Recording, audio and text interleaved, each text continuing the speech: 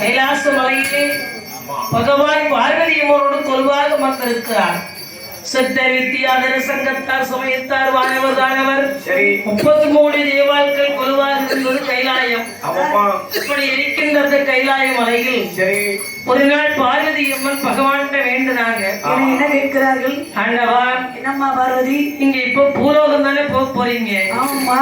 இறைவா, என்னம்மா, நான் உங்கள் கூடவே வருவேன். வேண்டாம் பார்வதி, நீங்க படியளக்க போறீங்க. ஆமா. படியளக்கும் ஒரு அழகான அந்த காட்சியை சரி என் இருக்கண்ணால் இறைவா நான் காண வேண்டும். வேண்டாம் அம்மா, வேண்டாம் பார்வதி. பரமன் படி அளப்பதையோ பார்வதி நான் பார்க்க வேணும். ஈசன் படி அளப்பதையோ ஈஸ்வரியாய் என்று சொல்வார் பகவான். என்று சொல்வார் பகவான்.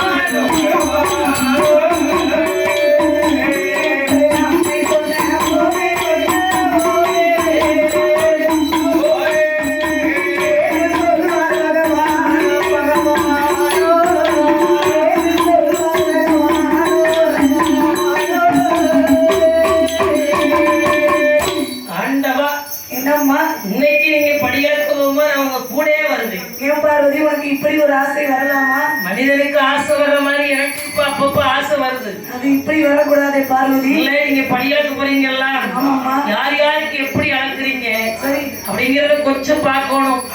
இன்னைக்கு நல்ல சித்தன் முடிப்ப இட்லி, புரோட்டா, சரி எல்லாரும் படியா இருந்தீங்க. எல்லாருக்கும் பசியில ஒரு அண்ணி சொன்னாங்க 2 வைங்கன்னாங்க. ஆமா. சில பேர் 6, 7 சாப்பிட்டாங்க.